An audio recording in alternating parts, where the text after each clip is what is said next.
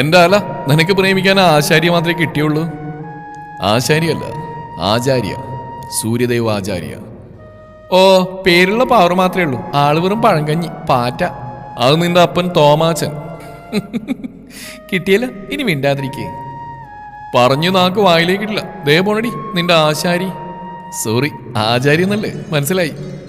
അലയുടെ കണ്ണുരുട്ടിയുള്ള നോട്ടത്തിൽ ഡെയിനൊന്ന് പരിങ്ങി. സൂര്യ തനിച്ചാണെന്ന് തോന്നുന്നു. നിങ്ങളോട് നിൽക്ക്, ഞാൻ പോയി സംസാരിച്ചിട്ട് വരാം. ഓൾ ദി ബെസ്റ്റ് അല്ല. മോവരെയും നോക്കി ചിരിയോടെ കണ്ണിറുക്കി അവൾ സൂര്യയെ ലക്ഷ്യം വെച്ച് നടന്നു. ഇവർ ഡെയർ ഡെവിൾസ്. കോളേജിന്റെയും അധ്യാപകരുടെയും കണ്ണിലുണ്ണിയെന്നൊന്നും പറയാൻ പറ്റില്ല. കണ്ണിലെ കരടായ 4 സംഘം. D Dane David, A Ala Angel Philip, R Roopasree Lokesh, E Emmanuel Thomas. നാട്ടിലെ പ്രമാണിയുടെ മകളും ഇത്തിരി സൗന്ദര്യം കൂടി പോയതിന്റെ അഹങ്കാരവുമുള്ള അല ഏഞ്ചൽ എന്ന അലയ്ക്ക് പ്രണയം തോന്നിയതോ സൂര്യദേവ് ആചാര്യ എന്ന പാവം പയ്യനോട്. സൂര്യദേവ് ആചാര്യ, സ്വന്തം നാട് രാജസ്ഥാൻ.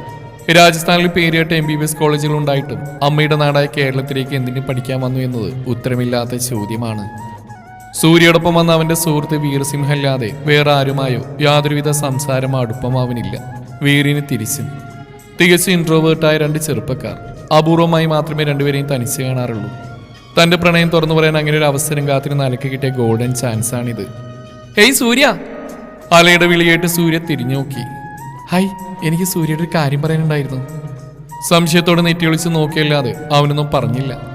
പെട്ടെന്നാണ് അവനെ ഞെട്ടിച്ചുകൊണ്ട് അല അവൻ്റെ ഇരുകൈയിലും പിടുത്തമിട്ടത്. ഐ ലവ് യു സൂര്യ, എനിക്ക് നിന്നെ ഇഷ്ടമാണ്. അവൻ തന്നെ പ്രണയം അംഗീകരിക്കുന്ന ഒരു ആത്മവിശ്വാസം അവളിൽ ഉണ്ടായിരുന്നതുകൊണ്ട് തന്നെ ചുറ്റും തങ്ങളെ വീക്ഷിക്കുന്ന മറ്റേ സ്റ്റുഡൻസിനെ കണ്ടിട്ടും തെളിവുപോലും പതർച്ച അവളുടെ വാക്കുകൾ ഉണ്ടായിരുന്നില്ല. പക്ഷേ അവിടെ ആ ആത്മവിശ്വാസത്തിന്മേൽ ആണിയടിച്ചുകൊണ്ടായിരുന്നു അവൻ്റെ നോട്ട് ഇൻട്രസ്റ്റഡ് എന്ന മറുപടി വന്ന്. ഒപ്പം തന്നെ അവിടെ കൈക്കുള്ളിരിക്കുന്ന തൻ്റെ കൈകളെ വലിച്ചെടുത്ത് അവൻ തിരിഞ്ഞിടന്നു. ആദ്യമായി മറ്റുള്ളവരുടെ മുമ്പിൽ പരിഹാസിയായി നിൽക്കേണ്ടി വന്ന് അവൾക്കുള്ളിൽ സൃഷ്ടിച്ച വാശിയായിരുന്നു. അവനെ നേടണമെന്ന വാശി. പിന്നീട് എല്ലാ ദിവസവും ക്ലാസ് മുറിയിലും ക്യാൻറ്റീനിലും ലൈബ്രറിയിലും തുടങ്ങി ജെൻസ് ടോയ്ലറ്റ് ഒഴികെ ബാക്കി എല്ലായിടങ്ങളും അവന് പിന്നാലെ നടന്ന് ഐ ലവ് യു പറയുന്ന അവിടുത്തെ സ്റ്റുഡൻസിന് ഒരു സ്ഥിരം കാഴ്ചയായിരുന്നു. പക്ഷേ വീറിന് ഈ കാഴ്ച വളരെ എൻ്റർടൈൻമെൻ്റ് ആയിരുന്നു. അലയെ കാണുമ്പോഴേക്കും വീറിൻ്റെ ചുണ്ടിൽ വിരിയുന്ന ഒരു പ്രത്യേക ചിരിയുണ്ട്. അവൾ നിന്നെയും കൊണ്ട് പോകുമെന്ന പോലെ. അത് കാണുമ്പോഴേ സൂര്യ അവനെ കണ്ണുരുട്ടി പേടിപ്പിക്കും. ദിവസങ്ങൾ മാറി മറിയുന്നല്ലാതെ സൂര്യദേവിന് മാത്രം ഒരു കുലുക്കവുമില്ല. പക്ഷെ അലയും വിട്ടുകൊടുക്കാൻ ഒരുക്കമല്ലായിരുന്നു. ഒരു ദിവസം കോളേജ് കഴിഞ്ഞ് പോകുന്നേരം സൂര്യയും വീറും അറിയാതെ അവരെ ഫോളോ ചെയ്ത് അലയെ അവർക്ക് പിന്നാലെ പോയി. ലക്ഷ്യം സൂര്യയുടെ ഫ്ലാറ്റായിരുന്നു. സൂര്യയും വീറും കോളേജിന് കുറച്ച് മാറി ഒരു ഫ്ലാറ്റിലാണ് താമസിക്കുന്നത്. കോളേജിലുള്ള വെറുപ്പിക്കൽ ഏൽക്കാത്തതുകൊണ്ട് കുറച്ച് ഫ്ലാറ്റിലും ആയേക്കാന്ന് കരുതിയെത്തിയതാണ് അല. കോളിംഗ് ബെല്ലടിച്ച് പുറത്ത് കാത്തിരിക്കുമ്പോൾ ചെറിയൊരു പരിഭ്രമം ഉണ്ടായിരുന്നു അവളിൽ.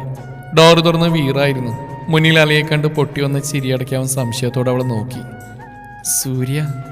ഇളിഞ്ഞ ചിരിയോടെ വീറിനെ നോക്കി അവൻ ചൂണ്ടിക്കാണിച്ച് റൂമിലേക്ക് നടക്കുമ്പോൾ പുറകിൽ വീറ് മുകളിലേക്ക് നോക്കി ദൈവത്തെ വിളിച്ച് നെഞ്ചിൽ കൈവെക്കുന്നുണ്ടായിരുന്നു. അലമുറിയിലെത്തുമ്പോൾ സൂര്യ ബാത്റൂമിലായിരുന്നു. അവനെ കാത്ത് അവൾ അവിടെയുള്ള കട്ടിൽ ചാരിയിരുന്നു. സൂര്യ കുളിച്ചിറങ്ങുമ്പോൾ കാണുന്നത് തൻ്റെ കട്ടിൽ ചാരിയിരുന്നുറങ്ങുന്ന അലയെ. പാവം കൊച്ച് ഉറങ്ങിപ്പോയി. സ്വയം നെറ്റിയിലടിച്ചു പോയി സൂര്യ. ഇതിനെ കൊണ്ട് തോറ്റല്ലോ എന്ന പോലെ അവളെ മുറിയിലേക്ക് പറഞ്ഞുവിട്ട വീറിനെ സ്മരിക്കാനോ മറന്നില്ല. അലയെ വിളിക്കാനൊരുങ്ങുമ്പോഴാണ് പുറത്ത് തുടരെയുള്ള കോളിംഗ് ബെല്ലും ഡോറിൽ തട്ടുന്ന ശബ്ദവും കേൾക്കുന്നത്.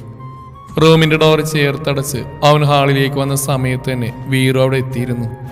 രണ്ടുപേരും പരസ്പരം നോക്കിയൊരു ചെറുപുഞ്ചിരി കൈമാറി എന്തൊക്കെയോ മനസ്സിലാക്കിയെന്ന പോലെ. ഡോറിന്റെ ലോക്ക് സാവധാനം തുറന്ന് രണ്ടുപേരും ഇരു സൈഡിലായി മറഞ്ഞു നിന്നു. തുറന്ന വാതിലൂടെ ആയുധധാരികളായ 6-7 പേർ കടന്നു വന്നു. പിന്നിലായി നിന്ന് രണ്ടുപേരെയും സൂര്യനും വീറും ഒരേ സമയം ചവിട്ടി വീഴ്ത്തി. അതൊരു തുടക്കം മാത്രമായിരുന്നു. പിന്നെ നടന്ന് പൊടിപാറുന്ന അടിയെന്നൊക്കെ പറയില്ലേ, അതുക്കും മേലെ. എന്തൊക്കെയോ ശബ്ദകോലാഹലങ്ങൾ കേട്ട് ഞെട്ടിയണീറ്റാല ഡോറ് തുറന്നപ്പോൾ കണ്ട കാഴ്ച. തന്നെ വെട്ടാൻ വന്നവന്റെ ആയുധമേന്തിയ കൈ തന്റെ ഇടം കൈയാൽ ലോക്ക് ചെയ്ത് വലം കൈ കൊണ്ട് അയാളുടെ കഴുത്ത് തിരിച്ചെടുക്കുന്ന സൂര്യയാണ്. വീറൊട്ടും മോശമില്ല. മുന്നിൽ കണ്ട കാഴ്ചയിൽ എൻ്റെ വായ പൊത്തി കണ്ണു തള്ളി നിന്നു.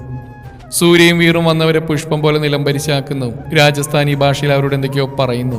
മറ്റാരൊക്കെയോ വീണ് കിടക്കുന്നവരെ എടുത്തുകൊണ്ടുവന്ന് നോക്കി ഏതോ ലോകത്തെന്ന പോലെ അല നിന്നു. ഒന്നും വിശ്വസിക്കാനാവാതെ. എല്ലാം നന്നായി അവസാനിച്ചതിന്റെ സന്തോഷത്തിൽ ചിരിയോടെ പരസ്പരം കൈതട്ടി തിരിയുമ്പോൾ എല്ലാം കണ്ട് കണ്ണു തള്ളി നിൽക്കുന്ന അലയെ കണ്ട് രണ്ടും മുഖത്തോട് മുഖം നോക്കി. തത്സമയം വീറിന്റെ ചുണ്ടിൽ ഒരു ചിരി സ്ഥാനം പിടിച്ചു. സൂര്യ പല്ലിയടിച്ച് അവനെ നോക്കിയതും കണ്ണുകൊണ്ട് അലയെ കാണിച്ച് തംസപ്പ് നൽകി വീർ റൂമിൽ കയറി വാതിലടച്ചു. ശ്വാസം വലിച്ചു വിട്ട് ഒരു കൈ ഇടുപ്പിൽ കുത്തി മറുകയ്യാൽ നെറ്റി ചൊറിഞ്ഞ് 2 സെക്കൻഡ് സൂര്യ അങ്ങനെ നിന്നു. പിന്നെ എന്തോ തീരുമാനിച്ചുറപ്പിച്ച വണ്ണം അലയെ ലക്ഷ്യമാക്കി നടന്നു. സൂര്യ 2 സ്റ്റെപ്പ് മുന്നോട്ട് വെച്ചതും അല 2 അടി പിന്നിലേക്ക് മാറി. എന്തുപറ്റി? വീരശൂരപരാക്രമിയായ അലൈഞ്ചലിന് ധൈര്യമൊക്കെ ചോർന്നു പോയോ? മുന്നോട്ട് നടന്നുകൊണ്ട് തന്നെ അവൻ ചോദിച്ചു. അവന്റെ പരിഹാസം നിറഞ്ഞ ചോദ്യം കേട്ട് അവൾ തെല്ലി പേടിയോടെ അവനെ നോക്കി. മുന്നിൽ നിൽക്കുന്ന ഇനി വല്ല അണ്ടർവേൾഡ് കിങ്ങോ ഡോൺ ആണോ എന്ന് പറയാൻ പറ്റില്ലല്ലോ. അജാതി പെർഫോമൻസ് ആയിരുന്നു. അത് കണ്ടപ്പോൾ തന്നെ അലയുടെ ഫ്യൂസ് പോയി. ഇയാളാ ആരാ?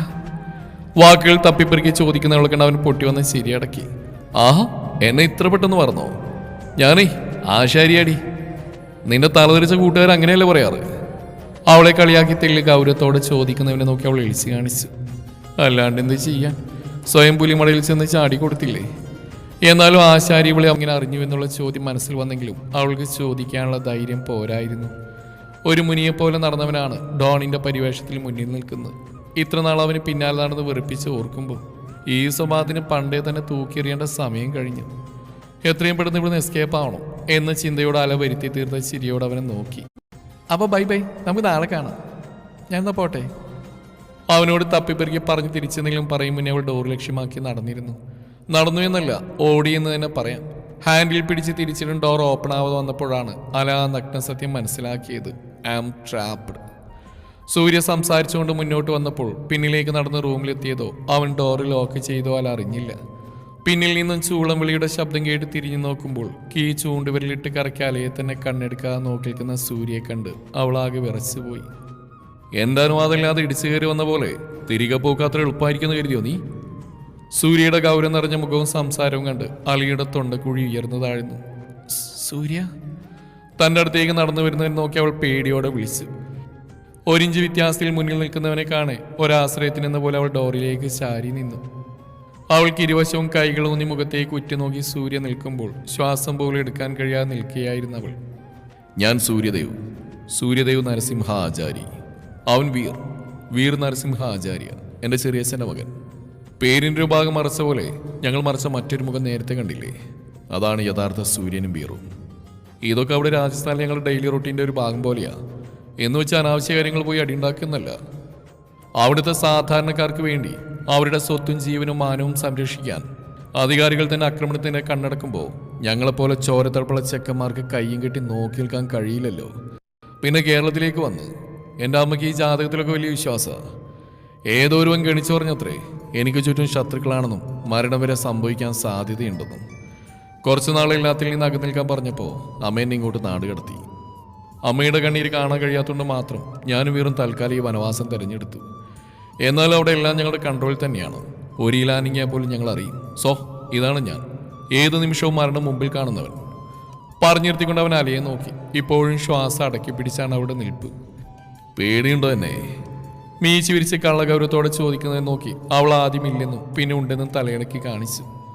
ജീവിതകാലം മുഴുവൻ അപ്പം പേടിച്ച് ജീവിക്കാനാണോ ഭാവം? സൂര്യ ചോദിച്ചിട്ട് അവിടുന്ന് നോ റിയാക്ഷൻ. കൊച്ചിനെ കലങ്ങിയില്ല. കണ്ണുമിഴിച്ച് നിൽക്കുന്നവളുടെ ഇടുപ്പിലൂടെ ചുറ്റിപ്പിടിച്ച് നെഞ്ചോട് ചേർക്കുമ്പോൾ കുതിരി മാറാൻ ഒരു പാഴ്ശ്രമം നടത്തുകയായിരുന്നു അല്ല. പേട്ടക്കാതിരി മാലാക കൊച്ചെ, നീ ഇങ്ങനെ പേടിച്ച് നിന്നാൽ നമ്മളിങ്ങനെ ഒരുമിച്ച് ജീവിക്കേണ്ട പെണ്ണേ. കുസൃതി ചിരിയോടെ പറഞ്ഞവന്റെ വാക്കുകളിൽ പകച്ചെന്ന അലയുടെ കവിളിൽ അവന്റെ ചുണ്ടുകൾ ആഴത്തിൽ പതിഞ്ഞു. വെപ്രാളപ്പെട്ട അവനിൽ നിന്ന് കുതിരിമാറി ഡോറിൽ ചാഞ്ഞെന്ന് കിതപ്പോടെ നിശ്വസിക്കുമ്പോൾ പെട്ടെന്ന് ഡോറിൽ മുട്ടുകേട്ടതും പേടിച്ച സൂര്യയുടെ നെഞ്ചിലേക്ക് തന്നെ അവൾ ചേക്കേറി. ഉയർന്നു കേട്ട സൂര്യയുടെ ചിരിയിൽ അവനെ കൂർപ്പിച്ച് നോക്കി ആ നെഞ്ചിലേക്ക് വീണ്ടും പതുങ്ങുമ്പോൾ അത്രയും നേരമുണ്ടായിരുന്ന പേടി മാറി അവളിൽ കുഞ്ഞു പുഞ്ചിരി സ്ഥാനം പിടിച്ചിരുന്നു. അവളെ ചേർത്ത് പിടിച്ചുകൊണ്ട് തന്നെ ഡോർ തുറന്ന് പുറത്തിരിക്കുന്ന വീറിനെ നോക്കി കണ്ണിറുക്കുമ്പോൾ സ്വതസിദ്ധമായ ചിരിയോടെ തലയാട്ടി അവൻ തിരിഞ്ഞു നടന്നു.